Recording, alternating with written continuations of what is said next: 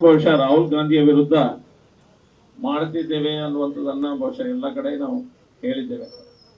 ಅದಕ್ಕಿಂತ ಹೆಚ್ಚಾಗಿ ಹಿಂದೂ ಸಮಾಜಕ್ಕೆ ಎಚ್ಚರಿಕೆ ಕರೆಗಂಟೆಯನ್ನ ಏನು ಕೊಡಬೇಕಿತ್ತೋ ಹಿಂದೂಗಳನ್ನ ಎಚ್ಚರಿಸುವಂತ ಸಮಯ ಈಗ ಬಂದಿದೆ ಅಂತ ಹೇಳಿದ್ರೆ ತಪ್ಪಾಗಿಕ್ಕಿಲ್ಲ.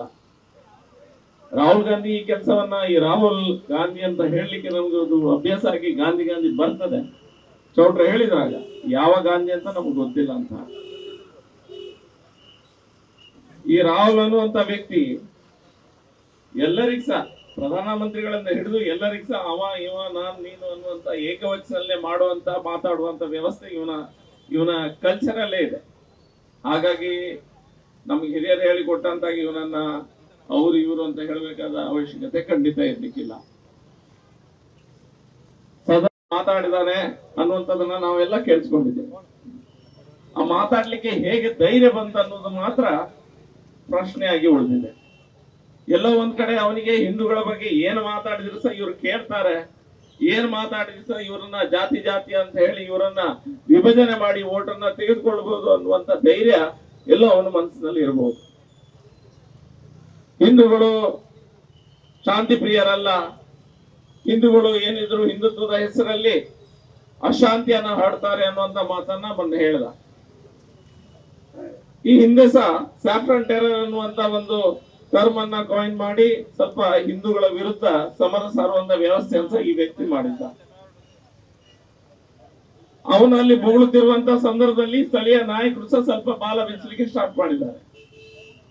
ಕೆಲವರು ಒಂದು ಹೆಜ್ಜೆ ಮುಂದೆ ಹೋಗಿ ಹಿಂದುತ್ವದ ವಿರುದ್ಧ ರಾಹುಲ್ ಗಾಂಧಿ ಮಾತಾಡಿದ ಅನ್ನುವುದಕ್ಕಾಗಿ ಬಹುಶಃ ನಮ್ಮ ಪೇಜಾವರ ಶ್ರೀಗಳು ನಮ್ಮ ಉಡುಪಿಯ ಸ್ವಾಮೀಜಿಯವರು ಏನೋ ಮಾತಾಡಿದ್ದಾರೆ ಹಿಂದುತ್ವ ಪರವಾಗಿ, ಹಿಂದುತ್ವ ವಿರುದ್ಧ ಯಾರು ಮಾತಾಡೋದು ಅನ್ನುವಂತ ಸ್ಟೇಟ್ಮೆಂಟ್ ಅನ್ನ ಕೊಟ್ಟಿದ್ದಕ್ಕಾಗಿ ಇಲ್ಲಿಯ ಕೆಲವು ಸ್ಥಳೀಯ ನಾಯಕರು ಸ್ಟೇಟ್ಮೆಂಟ್ ಅನ್ನ ಕೊಡ್ತಾರೆ. ಸ್ವಾಮೀಜಿಯವರು ರಾಜಕೀಯದಲ್ಲಿ ಮೂಗು ತೂರಿಸಬಾರದು ಅನ್ನುವಂತ ಮಾತನ್ನ ಈ ವ್ಯಕ್ತಿ ಹೇಳ್ತಾರೆ. ಸ್ವಾಮೀಜಿಯವರು ರಾಜಕೀಯದಲ್ಲಿ ಮೂಗು ತೂರಿಸಲಿಲ್ಲ, ಧರ್ಮದಲ್ಲಿ ಮೂಗು ತೂರಿಸಿದ್ದು ಈ ರಾಹುಲ್.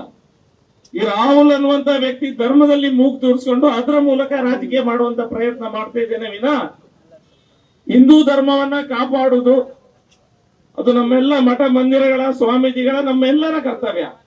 ಅದಕ್ಕೋಸ್ಕರ ಸ್ವಾಮೀಜಿಯವರು ಮಾತಾಡಿರು. ಸಹಿಷ್ಣುಗಳಾಗಿರುವವ್ರನ್ನು ಕೆದಕೋದು, ಕೆಣಕೋದು ಕೆಲವರ ಚಾಳಿಯಾಗಿ ಹೋಗ್ಬಿಟ್ಟಿದೆ. ಸಹಿಷ್ಣುಗಳಾದನ್ನು ಕೂಡ ಕೆಣಕಬೇಕು, ಹಾಗೆ ಕೆಣಕಿ ಒಂದಿಷ್ಟು ಗೊಂದಲ ಸೃಷ್ಟಿ ಮಾಡಬೇಕು, ತಮ್ಮ ಬೆಳೆ ಬೇಯಿಸ್ಕೋಬೇಕು. ಆದ್ರೆ ಇವರೆಲ್ಲ ಅದನ್ನ ರಾಹುಲ್ ಗಾಂಧಿ ರಾಜಕೀಯದಲ್ಲಿ ಧರ್ಮವನ್ನ ತಂದಿದ್ದಾನೆ ಅನ್ನುವಂಥದ್ದನ್ನ ಇವರು ಒಪ್ಕೊಂಡಂತಿದೆ.